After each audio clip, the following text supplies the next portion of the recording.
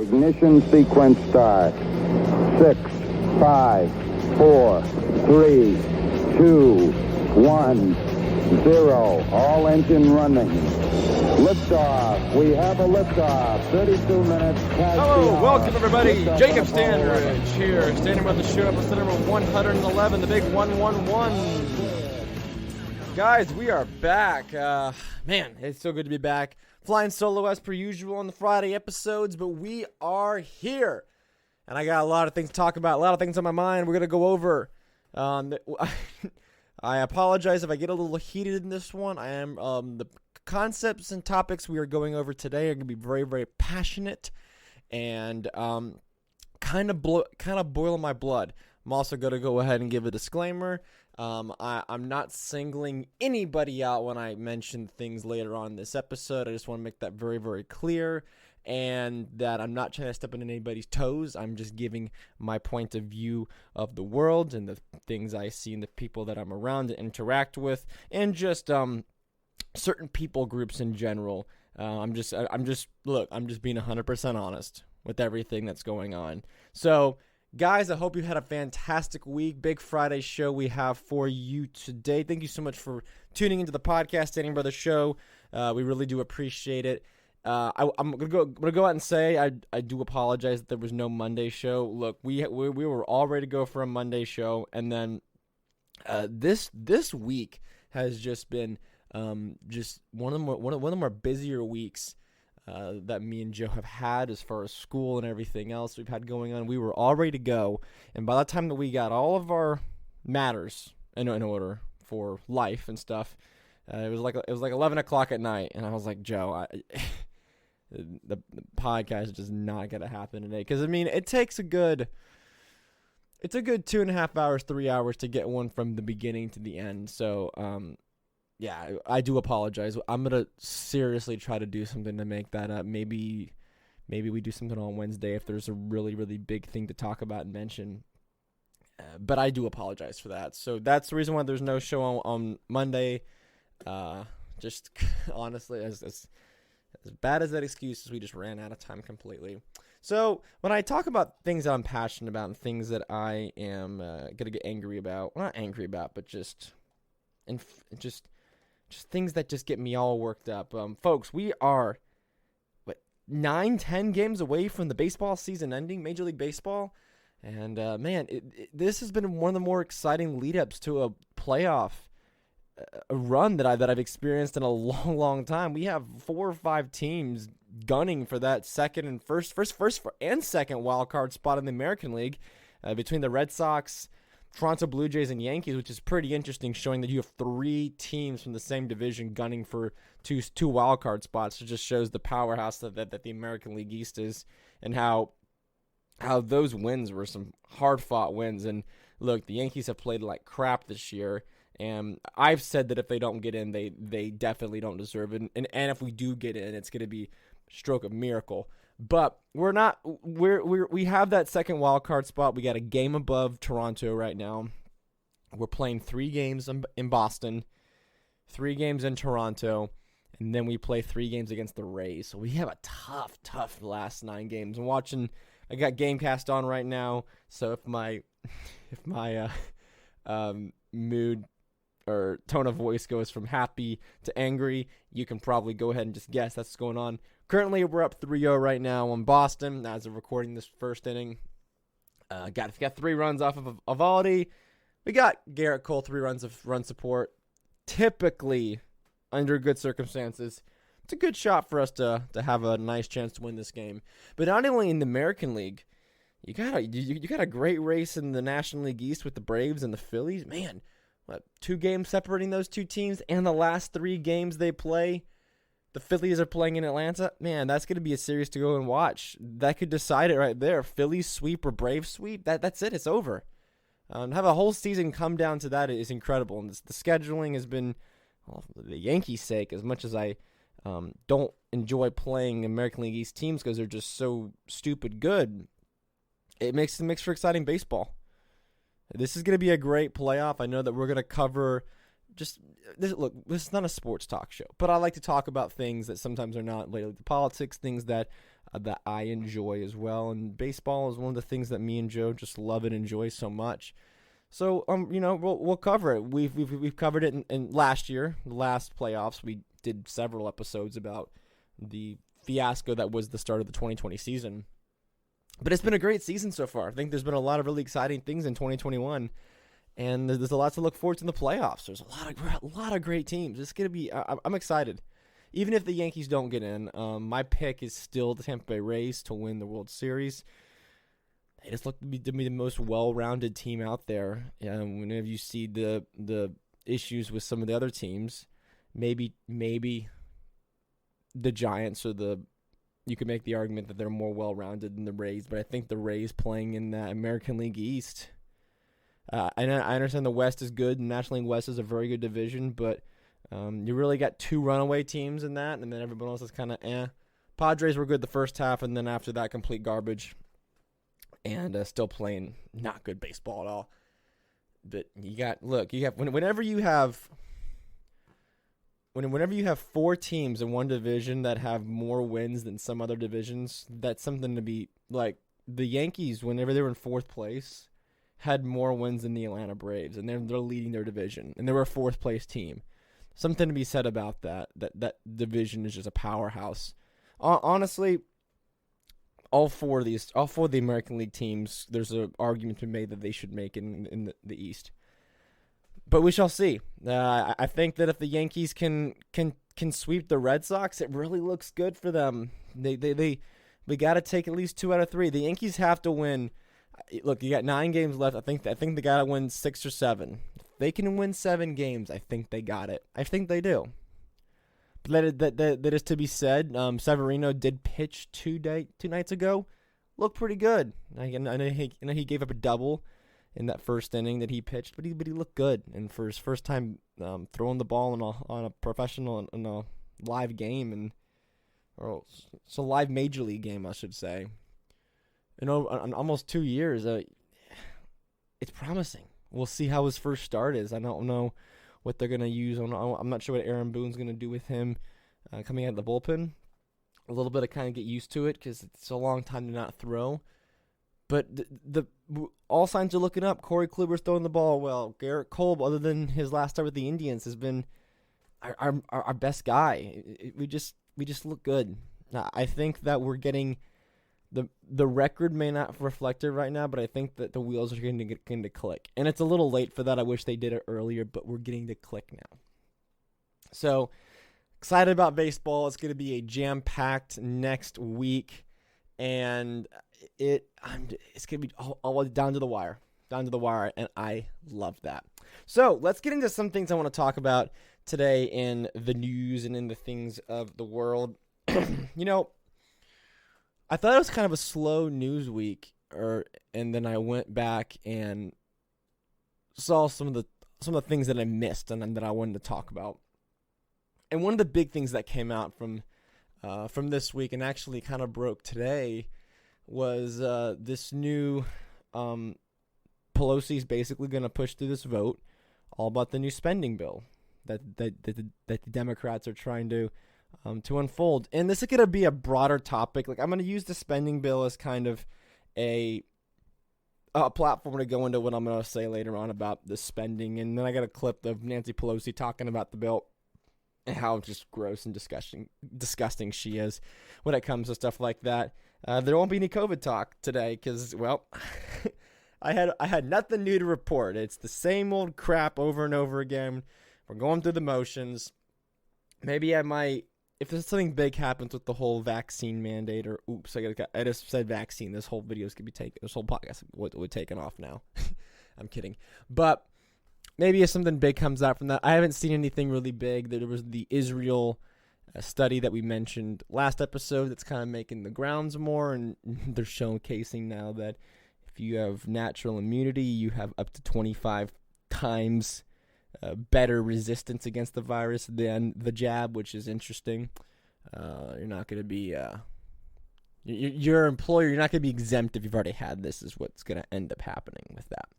So, I want to talk about the spending bill a little bit and kind of a little bit of what's what's in this, and not what's in this, but I think it's the philosophy and it's the politics of the current state of government. And what I want people to really understand from this show is, look, I get hated from both sides. Like, Democrats and liberals hate me, and conservatives usually hate me, but not as much. I will say that. I will say I can get along with conservatives probably more than more progressive liberals, mainly because I was a conservative at one point, so I can kind of understand more, and I'm more, I wouldn't say sympathetic, but I get where they're coming from, is what I'm trying to say. So right now, the current bill is currently pegged at $3.5 trillion. Because remember, guys, the $5 or $6 trillion that we spent last year, that's not enough, man. We got to spend some more money.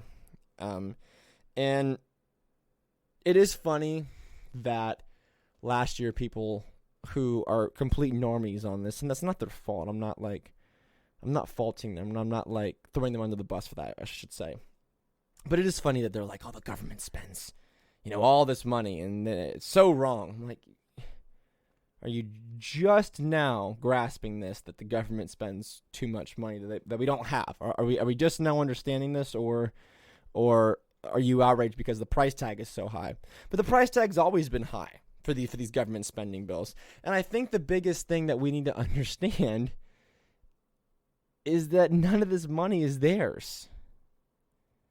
Like, that's what I think, that the grasp of it is not that, oh, well, we're entitled to this. This is our money, so therefore we have to spend it. No, it's the fact that money was taken by coercion and at the barrel of a gun. So that's what we need to understand. Now, right now there is the big thing was the $1 trillion infrastructure bill that progressives are threatening to block for, I don't know, because there's not enough money for whatever they want to spend on, or there's too much money for something they don't want to spend on. The $1 trillion bill, which passed the Senate with 19 Republican votes, showers funding on buildings, roads, bridges, and also offers social policy bill that aims for universal pre-kindergarten or pre-K, funded childcare, and expand Medicare to cover dental, hearing, vision care, and create a program to shift utilities away from fossil fuels. Right off the bat from all that I just read, I don't think anyone's really against funding roads and really against funding people's pre-K. I don't think anyone's really against expanding coverage for people's dental, hearing, and vision care. I mean, I'm not against people having those things, but look at how we're paying for these things, and I think that's what I'm trying to get people to grasp when I mention this, is that look at how we're paying for all of these things.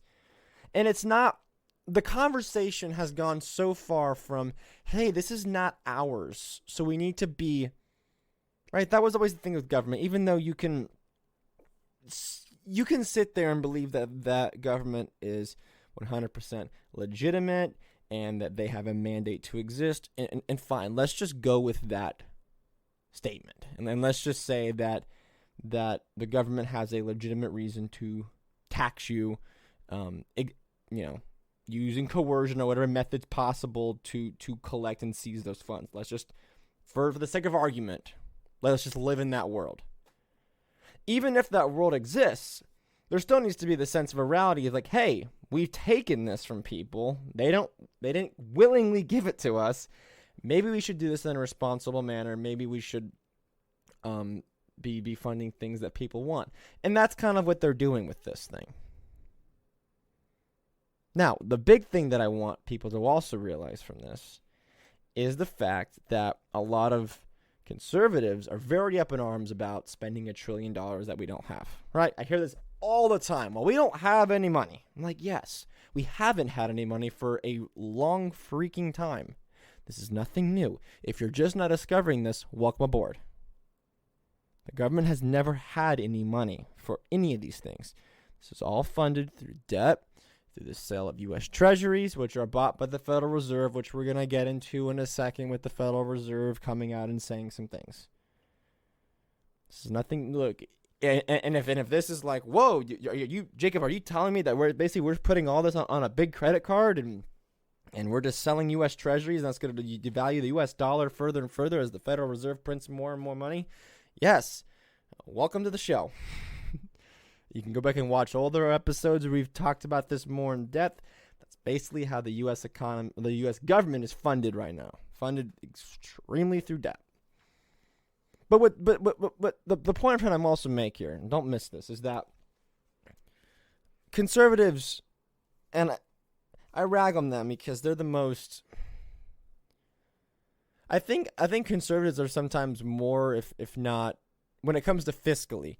I think the conservatives can be more hypocritical than the Democrats and the progressives, because at least they come out and say, hey, we want to spend lots of money, right?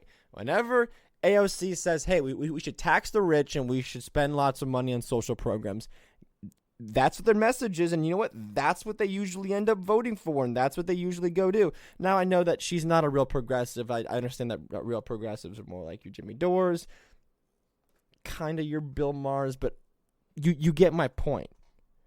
With conservatives, on the other hand, they will say, oh, we need to slash spending, and we are digging a hole for the next generation with all this debt spending.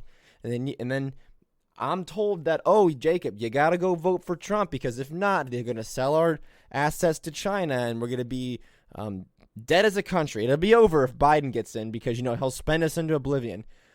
Wasn't the $1 trillion infrastructure bill Donald Trump's idea? Right? Wasn't he trying to be the one to push forward infrastructure spending to create all these new shovel-ready jobs, which we know is a complete joke in itself? So don't come at me saying, oh, well, we got to block this bill. And you got 19 Republicans in the Senate voted for this crap. It's almost half. It's almost half the Republicans voted for this stuff. Republicans are no better when it comes to fiscally. Right? Maybe the Democrats are driving 100 miles per hour, but you know what? The Republicans are going like 90, 95. Okay, you're still speeding. You're still going fast. So I don't want to hear this from people. I really am sick about it. I really am sick of the argument of, well, oh, you should have voted for Donald Trump, or you got to vote, right? Whenever I got crap because I voted for Shane Hazel in the Senate, and they're like, oh, well, see, if only you said to vote for Loeffler and to vote for David Perdue, Jacob, we could have had Georgia. Those two morons would have voted for this crap. Yes, they would have. They would have voted for this. Then what?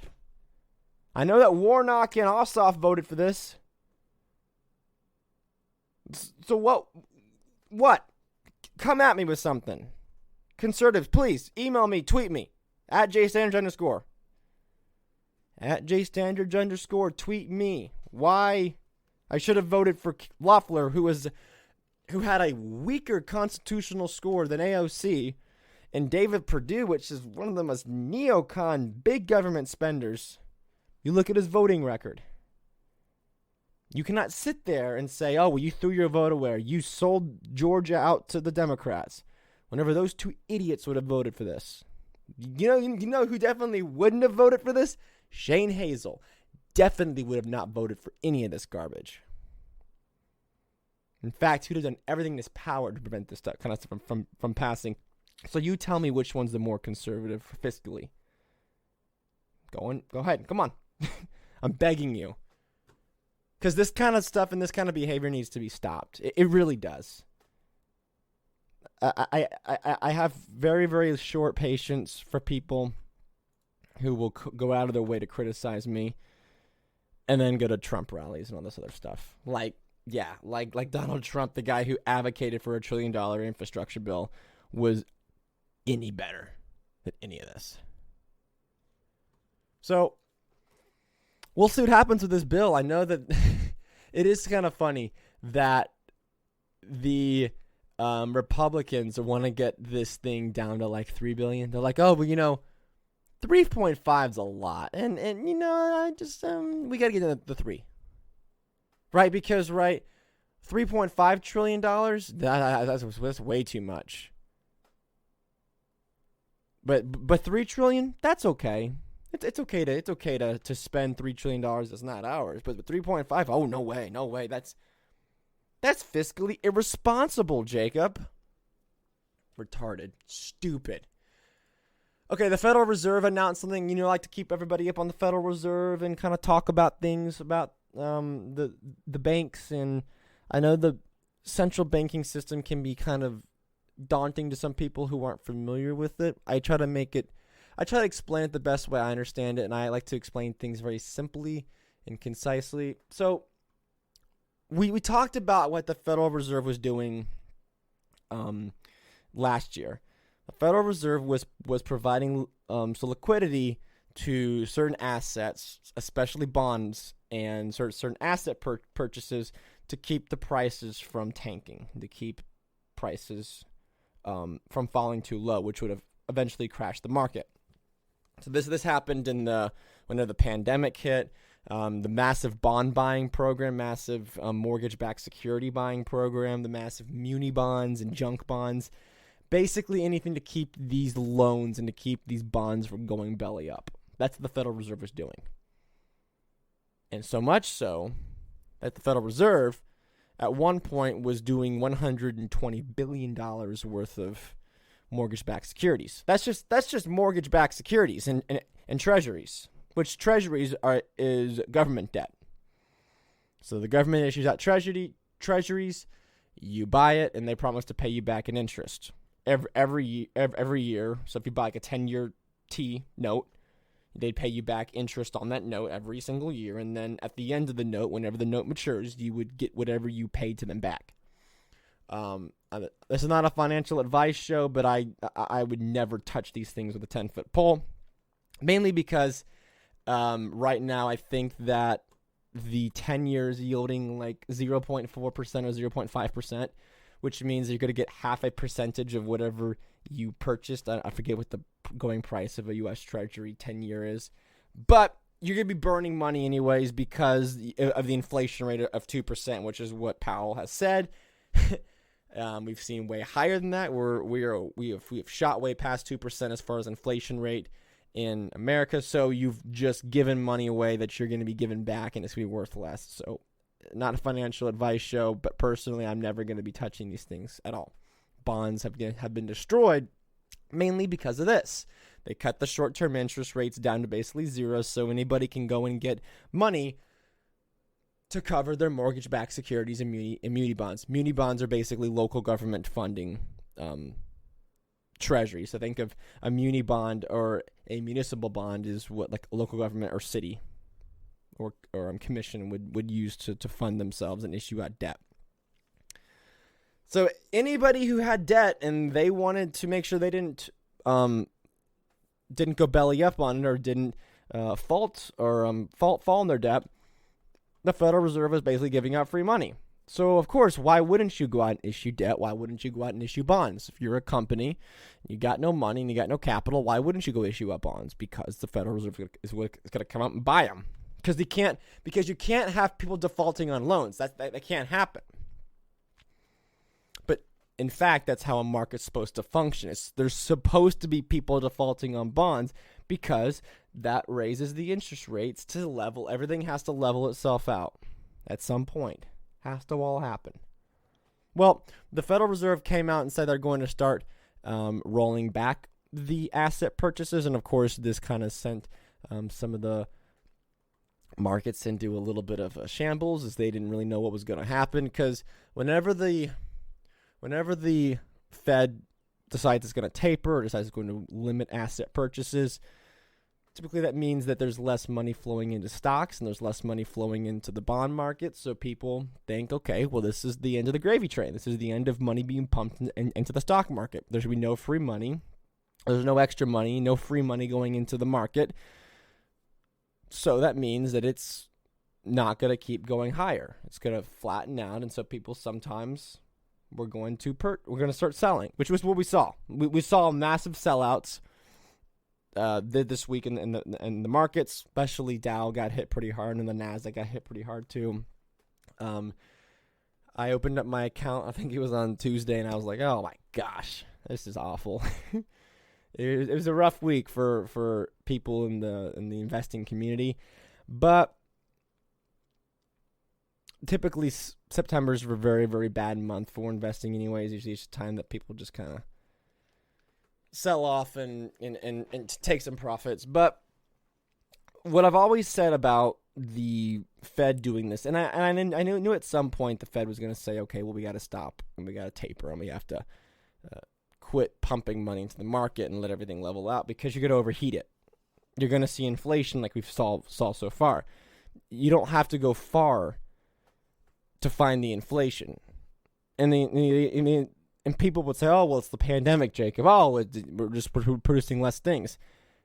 Yes, some of this can be attributed to the pandemic, but the fact that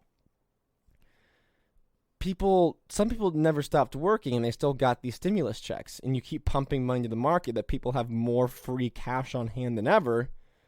Well, if people have all this money and didn't work for it, and now they're out going and buying things they don't need, well, typically that's going to cause prices to go up because companies can't keep up with the demand. You're seeing this all over. You're seeing shortages everywhere. This is a result of what happens when you create money out of thin air and it's not earned. Money is only given value because it's earned, because it was exchanged for a product or service that therefore gives it value. If I do an hour's worth of labor, well, my labor to that industry, to that company, to that business was $15 an hour or whatever. Well, I've done $15 of work for the job that I do. I contributed that work so that company or that business made money off of my work. I'm doing this is so basic economics, but some people don't understand this. And I feel sometimes that maybe I have this opportunity to speak to people this way and get people to understand. But that is how what's happened. So what happens is that if I'm not working, or I am working, but I'm getting more money than I'm producing in the labor in the economy, well, I'm going to go out and buy things with it. Because, of course, people don't save money anymore because there's no point in saving money. Yeah, I'm going to put my money in my savings account that earns 0.01% interest. Or, I'm going to do with that money, maybe I'll open up a Robinhood account. A lot of people are doing that too. They realize that the only way to make money investing is in the stock market. I'm not against the stock market. It's a great place to make money. But when you've taken everything away because of your bond purchases and because of your zero interest rates, you have made saving money irrelevant. It's stupid. There's no reason to do it. You're setting money on fire, essentially, if you just keep money lying around. So all of this comes back to the Federal Reserve. All this does. Will the Federal Reserve actually be able to taper? I don't know. If you ask a guy like Peter Schiff, he would say no. He would say that they might try, and then once everything starts defaulting, and once they realize that this economy has gotten so used and has gotten so set up to the free money and to the easy money policies of zero interest rates and being able to just get loans at free will, maybe they're not going to be able to do it. I don't know. I'm not a financial expert. I'm just giving the knowledge that I have learned listening to people way smarter than me.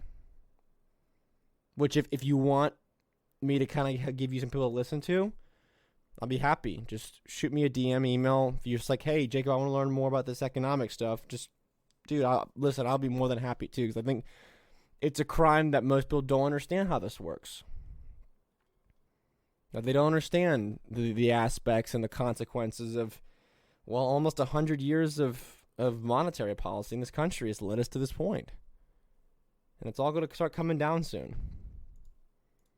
It is pretty sad and it is pretty gross. And then on top of that, after all that, the government, as I said previously, is going to spend more money. Right? Because we're this far, we have this much in debt. but we gotta have free pre-K. We have to. We have to make sure that power plants are moving away from fossil fuels. Which again, I'm not against moving away from fossil fuels. I'll be the first person to tell you that there needs to be clean energy and there needs to be a way to create energy clean. Look, I'm 100% for that. You'll never hear me diss on clean energy as long as you don't, obviously interfere with people's lives and that sort of thing. So negatively. But Nancy Pelosi comes out and says, this is not about the price tag. This is about what's in the bill. What's in the bill for the children. Oh, yes, because, the children, Jacob. You must hate the children. Jacob, you're against spending money on children? Right? Because a lot of idiots will come out and say, a lot of people will come out and say, Jacob, you're against the bill. Do you not want kids to go to pre-K? Well, you're an evil, horrible person, Jacob. Never, of course, taking the position, correctly so, and that would be a sound argument that, hey, why are you stealing money from people who don't have kids to pay for people that do have kids to go to preschool? Maybe that should be the discussion that we should be having instead of, well, why are you against seizing assets and using those assets to help people who you didn't agree to help? Maybe it's the conversation, maybe. She says it's not about values, it's about values, not about dollars. Well, is it ever about dollars to these people? Is it ever about dollars to these people? No, it never is. It's always about, oh, this is the right thing to do. We have to have these stimulus checks, Jacob, because if not, the economy will go belly up. We don't have time. Throw caution to the wind. There's no time for caution, Jacob. You guys got to spend it. Because we're in that dire of a situation. Well, I hate to break this to you, but it seems like we're always in a situation that you can justify spending this kind of money. It's almost like, I know, it's crazy. It's so crazy. It's almost like when you give the government this much power to seize assets, to lock people down, to make them wear a cloth over their face or threaten them with a gun. It's almost like if you give government that power, maybe they might make excuses to use it more and more often. Maybe it's completely insane that it would ever happen. It never happened. Maybe there's always a crisis out there. So great. Children are not being educated. Oh, we gotta save the planet. I'm not against either one of those things. I don't think anyone's against either one of those things. But now you've just given it the immense power of the government to do whatever it wants. Authority accountable to no one. And so this is what happens. This is what you get. It's not about dollars, Jacob. It's about values. Well, my values are thou shalt not steal. Thou shalt not be a thief. How about that, Nancy Pelosi? Did you learn that one? Probably not. Okay. Last thing I kind of want to talk about. Also, I'm going to link everything down below as well. And you guys can check out. I'll do market digest of the week from Wall Street Journal. Again, if you don't have a subscription to the journal, I'm sorry if it's blocked, but I do my best. So I'll link all that down below, as plus as the video of Nancy Pelosi saying it's about values, not about dollars. Again, whatever that's supposed to mean.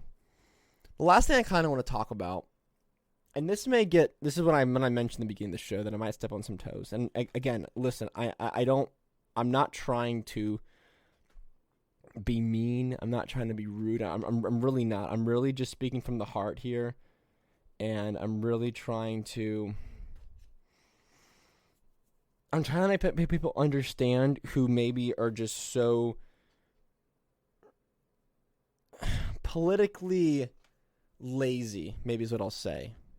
That, oh, well, I'm a Democrat, so therefore I have to agree with what one side said. Or, well, it's okay whenever we do it. And these sort of arguments, these sort of positions that people take.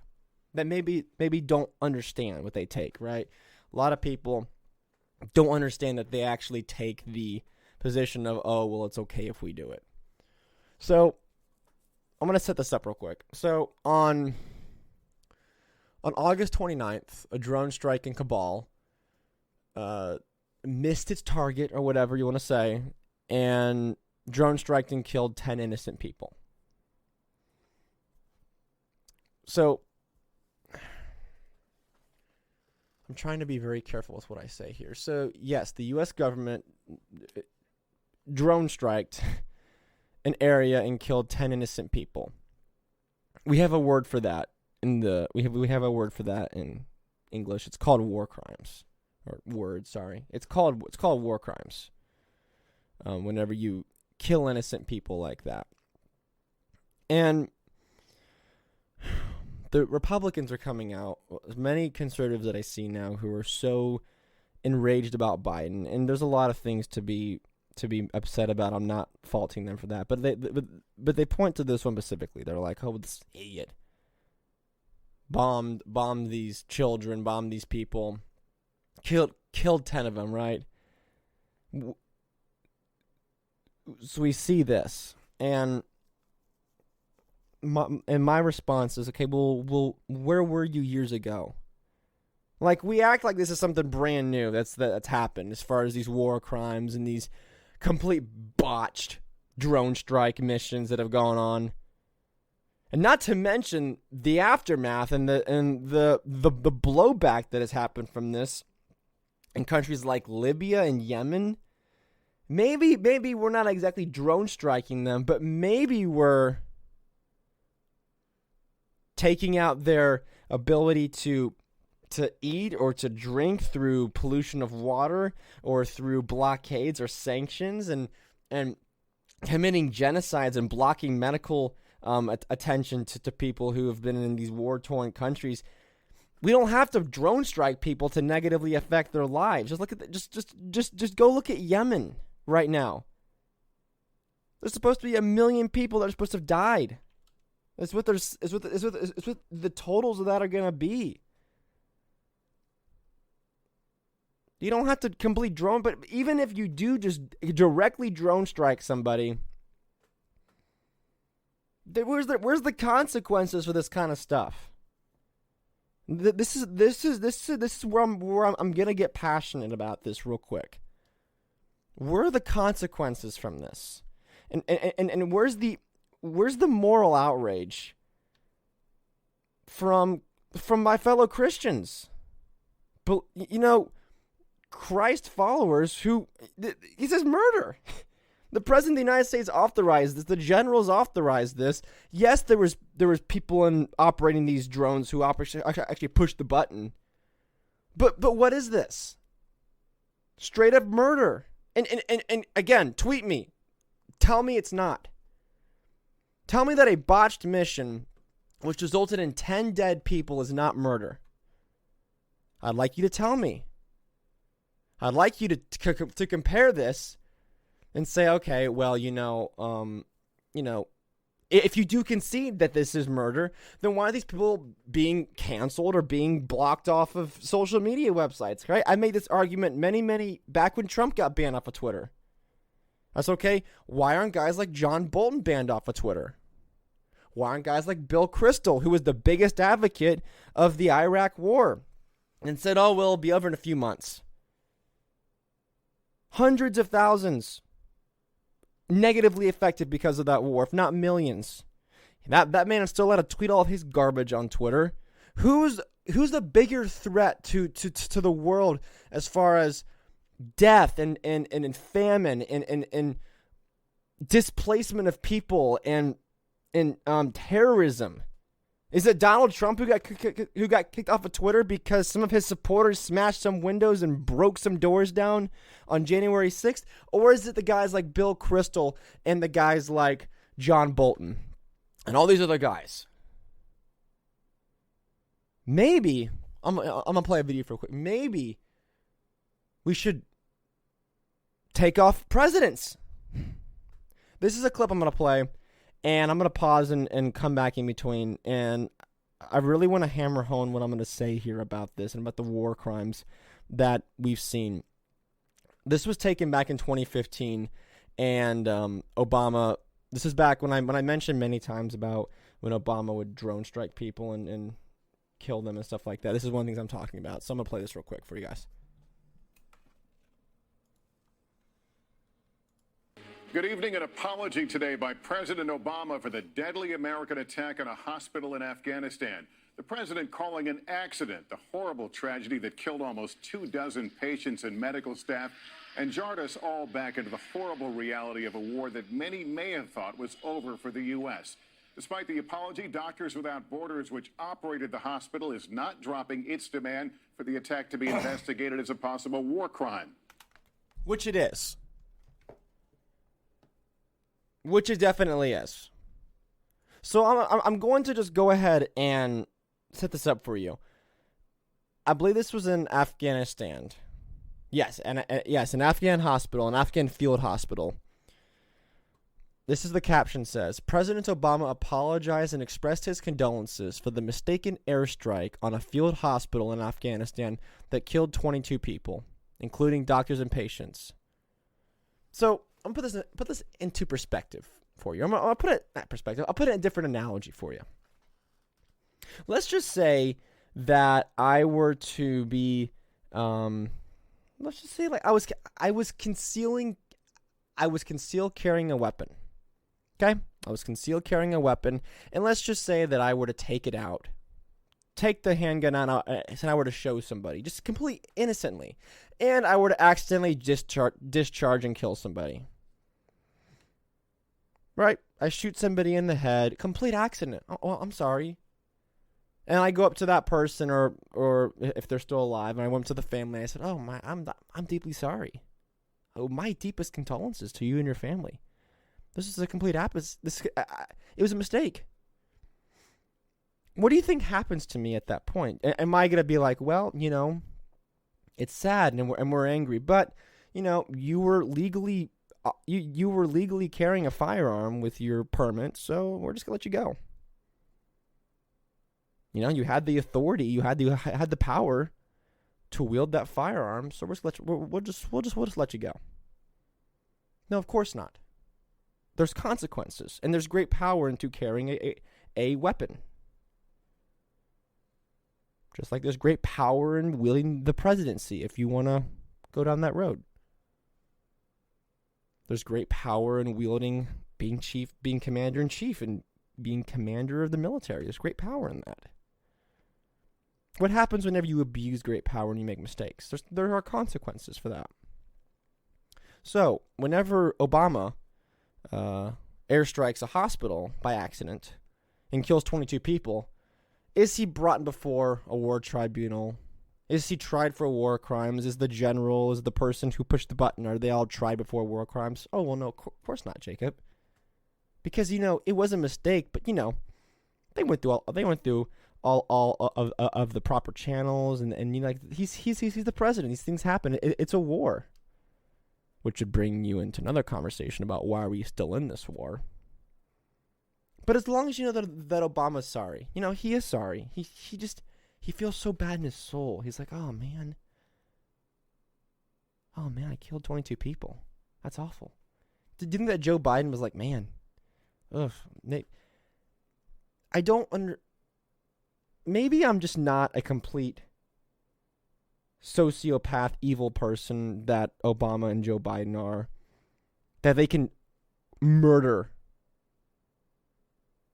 24 people and not how do you sleep at night? How do you live with yourself knowing that your actions directly resulted in the deaths of nearly 24 people?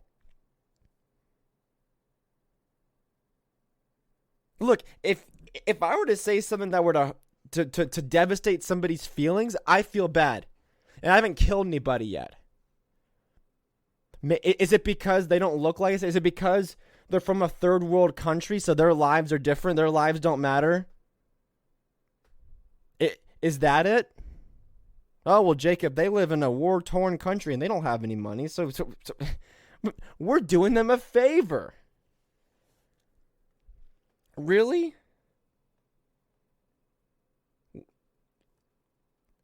When I mentioned earlier about I brought Christians into this, and there's a reason why I brought Christianity and my fellow believers in Christ into this, is because there are many Christians who will completely prop up the government and completely almost simp for it.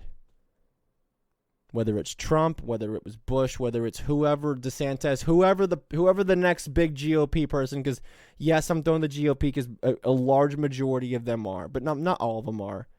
It doesn't matter if it's Obama or Biden, either one of them. You got a murderer, man. Every single last one of these guys are murderers. Donald Trump included. Look, Dave Smith said it best. Donald Trump should belong on a war tribunal and should be sitting in a prison cell right next to Obama, Bush, and everybody else who's committed war crimes, Biden included now. If I were to throw a bomb through a window and it accidentally go off, well, can I say, oh, well, it was a mistake? I'm sorry. But because they have the proper channels, or because they've been appointed, they have this great glory of the presidency, or the great authority of being an army general. Right? I was taught that killing someone is murder. You have the argument of self-defense. I'm not talking about that. I'm talking about raining missiles down from an from an unmanned drone and murdering people. That's what I'm talking about. They weren't shooting at this drone. It was a hospital, for crying out loud, back in 2015. This is also what comes after, I'll play a little bit more of the clip for you that kind of goes into talking about why we're still in this war. It's baffling. And today, unnamed officials suggested low-level U.S. officers were at fault.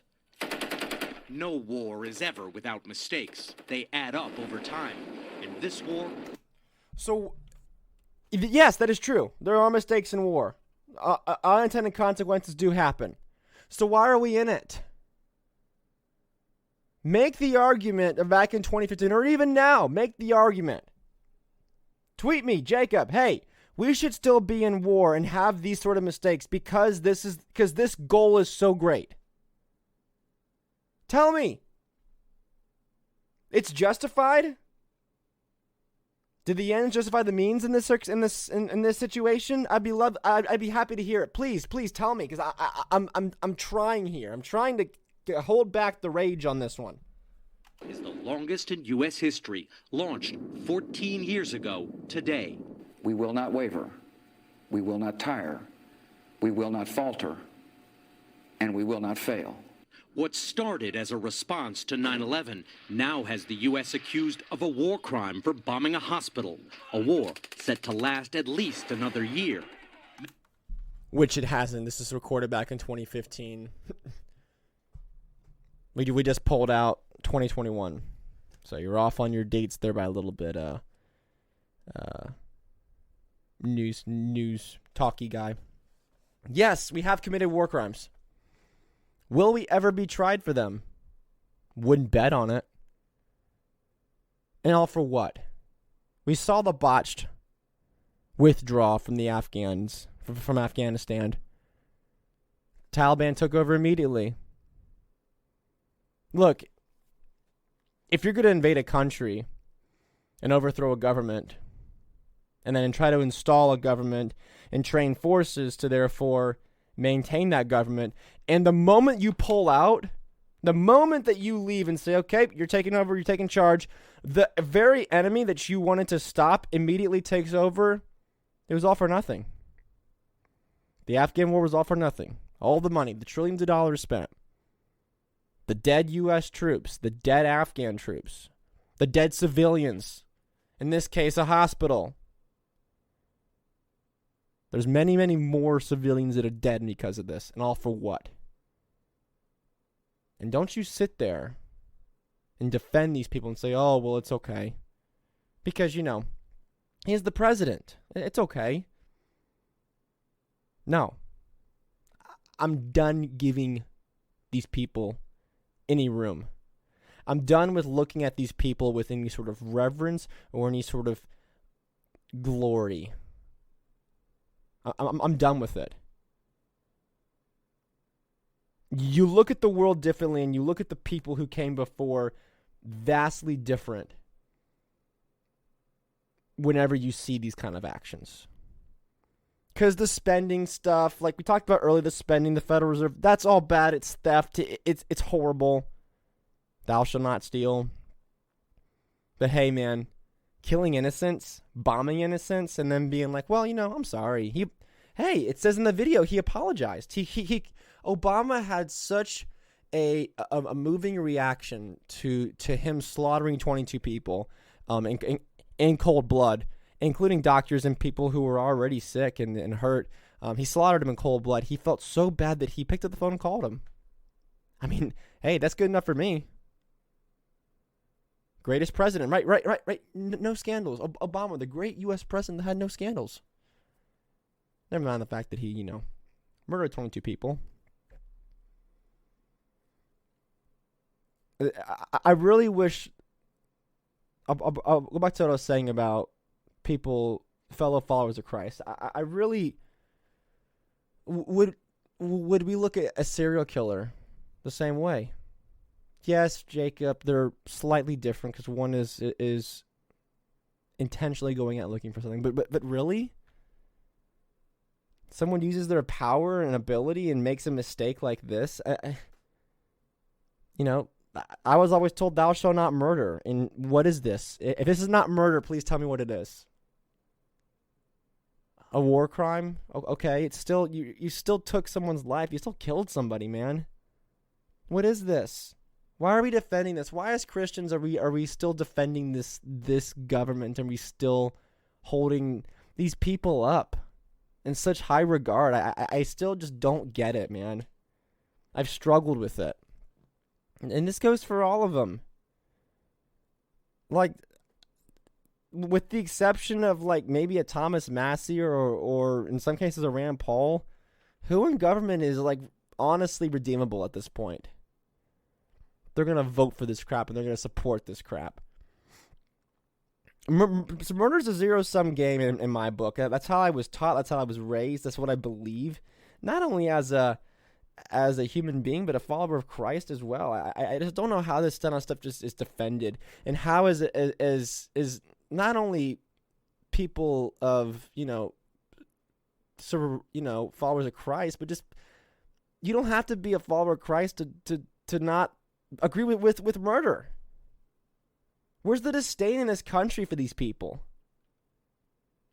I honestly think that the wars and the foreign policy of this government's the worst thing that's ever been done, ever.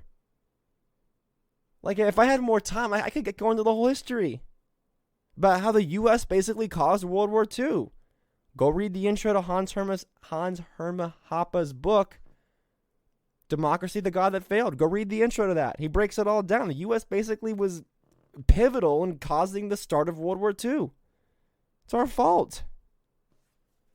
The foreign policy of this country has been a complete disaster, murderous and evil for the last 100 years, if not longer. Why are we still defending this? Why are we still holding these people in high regard? Would you salute, or would you put your hand over your heart? Would you pledge allegiance to a system of government that does this? Because I sure won't.